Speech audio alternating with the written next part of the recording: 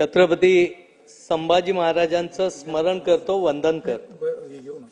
मी या राज्याचे मुख्यमंत्री आदरणीय फडणवीस साहेब, या राज्याचे अर्थमंत्री आदरणीय अजितदादा, दुसरे उपमुख्यमंत्री आदरणीय एकनाथ शिंदे साहेब आणि आमचे पालकमंत्री उदयजी सामंत साहेब यांना मनापासून धन्यवाद दे। कारण संगमेश्वर तालुक्यातील कसबा येथे छत्रपती संभाजी महाराजांचं भव्य स्मारक उभारण्याच्या मंजुरीला कालच्या बजेटमध्ये पण मंजुरी देण्यात आली। ऐतिहासिक वारसा जपण्याच्या दृष्टीने हा मोठा निर्णय आहे आणि आम्हा कोकणवासियांना खूप मोठं त्या निमित्ताने संभाजी महाराजांचा पूर्ण इतिहास या निमित्ताने जागृत होणार। कसबा येथे ज्या ठिकाणी छत्रपती संभाजी महाराजांचं वास्तव होतं, ते वास्तव असलेलं सरदेसाई यांच्या वाड्याचं चांगल्या पद्धतीने म्युझियम मध्ये रूपांतरित व्हावं, त्याचबरोबरीने आजूबाजूच्या परिसराचा विकास करत असताना हे स्मारक अतिशय उत्तम दर्जाचं आणि चांगल्या पद्धतीने व्हायचा शब्द मुख्यमंत्री महोदयांनी दिलेला। आज देखील कसब्या येथे संगमेश्वर येथे बलिदान दिनाचं औचित्य साधून या राज्याचे मंत्री नितेशजी राणे आणि सर्वांनी तिथे आम्ही गेलो असता त्यांनी देखील आज हे स्मारक अतिशय उत्तम दर्जाचं होईल याचा सुतोवाच केले। हे स्मारक होत असताना या कसबा गावाला एक ऐतिहासिक वारसा आहे। जवळजवळ या गावामध्ये 300 पांडवकालीन मंदिरे आहेत, त्यामधलं कर्णेश्वर मंदिर असेल, हे स्थापत्य याचा उत्तम नमुना आहे। त्याचबरोबर या परिसरामध्ये शृंगारपूर आहे, मालोजी राजे घोरपड्यांची समाधी आहे, त्याचबरोबर अहिल्याबाई होळकरनी बांधलेलं अतिशय उत्तम स्थापत्याचा नमुना असलेलं मंदिर देखील।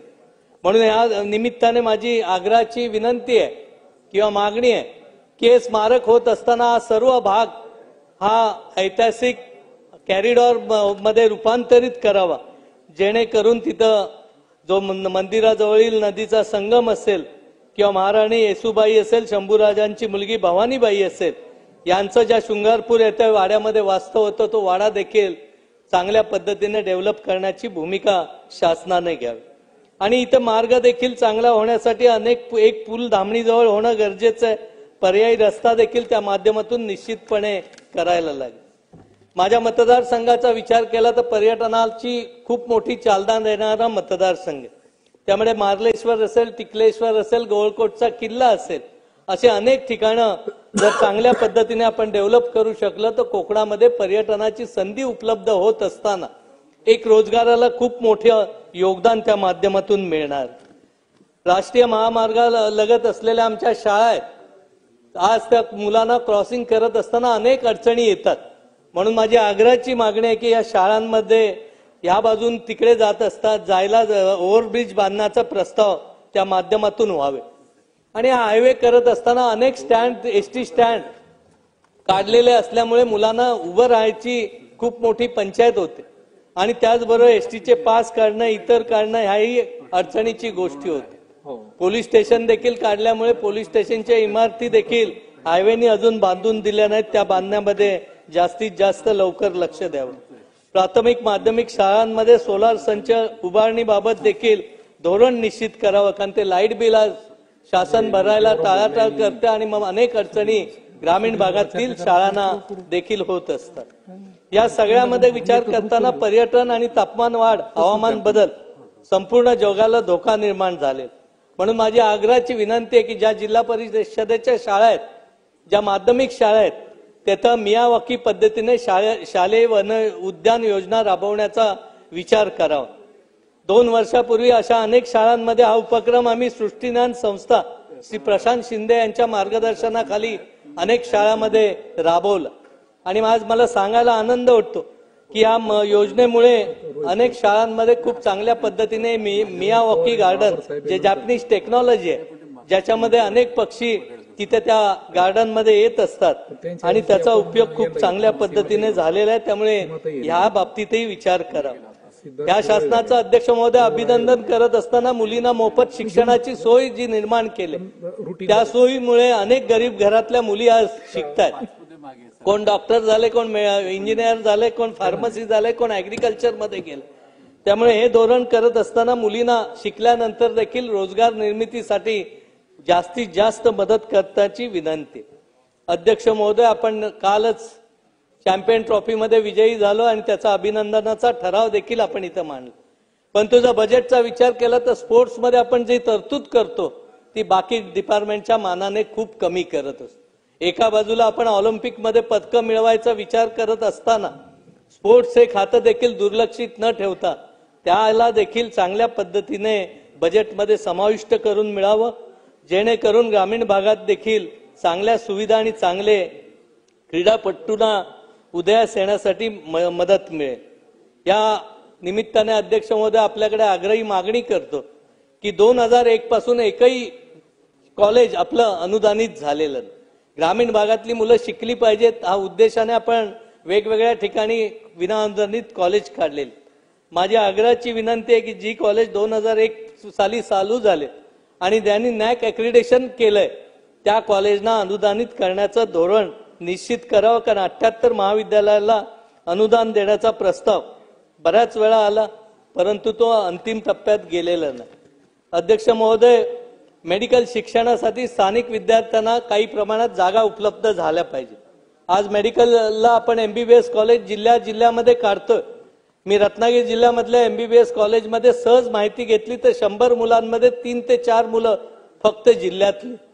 त्यामुळे काही प्रमाणात का होईना ज्या पद्धतीने कृषी शिक्षणामध्ये रिझर्वेशन आहे त्या पद्धतीत 70 नको पण किमान 20-25% तरी आरक्षण त्या जिल्ह्यासाठी असेल तर त्यातून चांगली संधी मिळू शकते। नवीन कॉलेज सुरू करण्यासाठी आराखड्यामध्ये बदल आवश्यक आहे, कारण कोकणात मेडिकल कॉलेज आणि नर्सिंग शिक्षणाची सुविधा खूप कमी आहे आणि ही कॉलेज करत असताना 15 लाखाची ॲप्लिकेशन फी भरावी लागते किंवा फॉर्म फी भरावी लागते आणि कोकणामध्ये 15 लाख भरणं खूप अवघड आहे आणि मास्टर प्लॅन मध्ये नसल्यामुळे 75 लाख एवढी रक्कम फॉर्म फक्त घ्यायला जर द्यावी लागत असेल तर आपल्याला या गोष्टीचाही विचार करणं अतिशय गरजेचं आहे। त्यामुळे माझी अशी आग्रहाची मागणी आहे अध्यक्ष महोदय, मेडिकल आणि नर्सिंग शिक्षणासाठी प्रॉस्पेक्टिव्ह प्लॅन करत असताना कोकणातल्या लोकसंख्येचा विचार करता लोकसंख्येची अट शिथिल करून त्यामध्ये मास्टर प्लॅन व्यवस्थित पद्धतीने बनवून घ्यावा।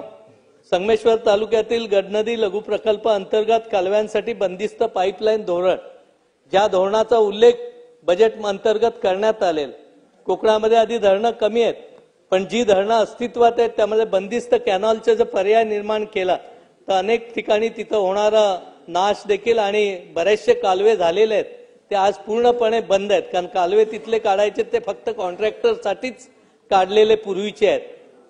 त्यामुळे बंदिस्त कॅनॉल करत असताना गडगडी नदीवरचे जे बंदिस्त कॅनॉलचा प्रस्ताव आहे तो तातडीने मंजूर करण्याबाबतचा विचार करण्यात यावा।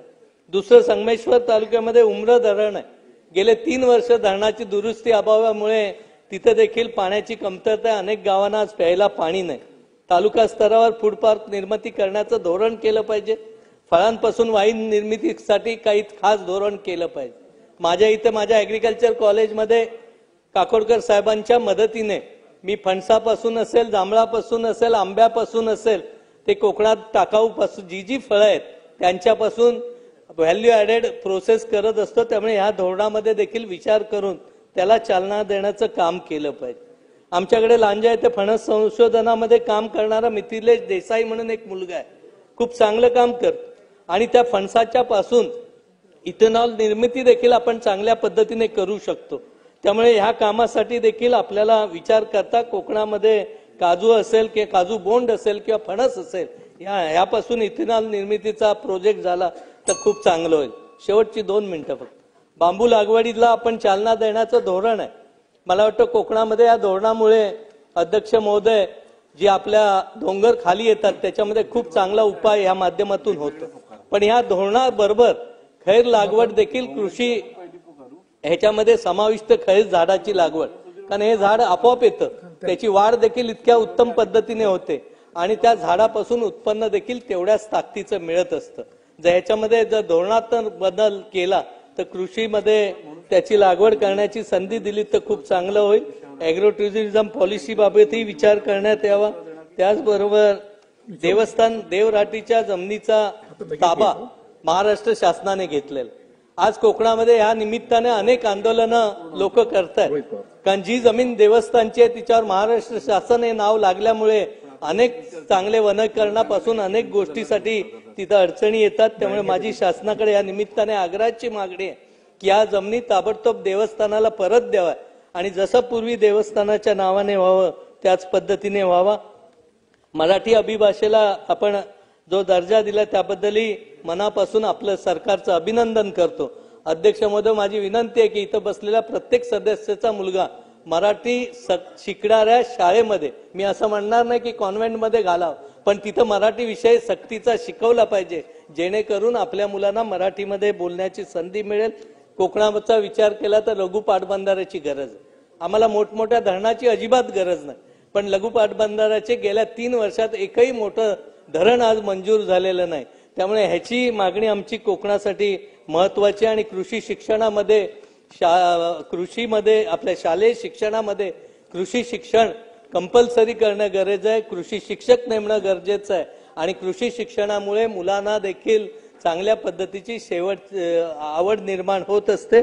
अध्यक्ष महोदय, बोलताना या महायुती शासनाचे मुख्यमंत्री आदरणीय फडणवीस साहेब, आदरणीय अजितदादा, आदरणीय एकनाथ शिंदे साहेब आणि सर्व मंत्रिमंडळाचं मनापासून अभिनंदन करतो की अनेक शासनाच्या चांगल्या योजना या अर्थसंकल्पामध्ये समाविष्ट केलेल्या आहेत. निश्चितपणे याचा उपयोग पुढच्या काळात रोजगार निर्मितीसाठी होईल. आपण बोलण्याची संधी दिल्याबद्दल धन्यवाद.